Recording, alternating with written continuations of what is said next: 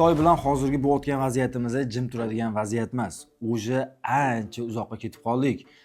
Qarab turadigan odam juda ko'p bo'lyapti. 2-3 ta bloger chiqishyapti-da, bundoq gapirib qo'yishyapti, lekin ko'pchilik bunga reaksiya bildirmayapti.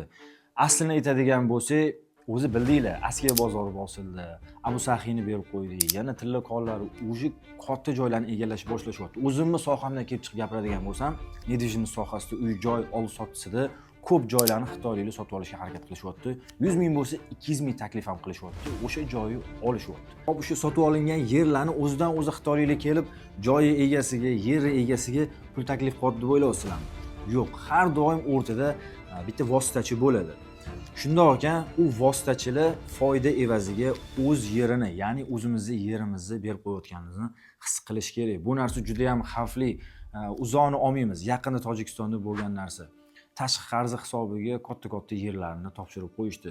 Xitoyliklar qayerga kirib kelayotgan ekan, mana kartamizni ko'rishingiz ham mumkin. Hamma yoq qizil bo'lib ketdi. Yana qancha kutishimiz kerak, qancha joyimizni berishimiz kerak. Undan tashqari iqtisodiy bozorimizga ham ta'siri bor. Ko'ryapsizlar, to'g'ri ishchi kuch ko'payishi mumkin, arzon tovarlar taklif qilishligi mumkin, lekin bu vaqt o'tgan sayin juda ham yomon oqibatlarga olib keladi. Nimaga aytsanglar, xitoyliklar kirgandan keyin albatta yoki arzon ishchi yoki o'zini xalqini olib kirib o'sha yerda ishlatishni xohlaydi. Bu narsa boshqa davlatlarda ham kuzatilgan. Xo'p, shundoq ekan, endi biz qanaqa yo'l tutishimiz kerak? Nima qilsak xitoyliklarga povutni berib qo'ymaymiz degan savolga men bitta shaxsiy o'zimni javobimni bera olaman. Bu boykot.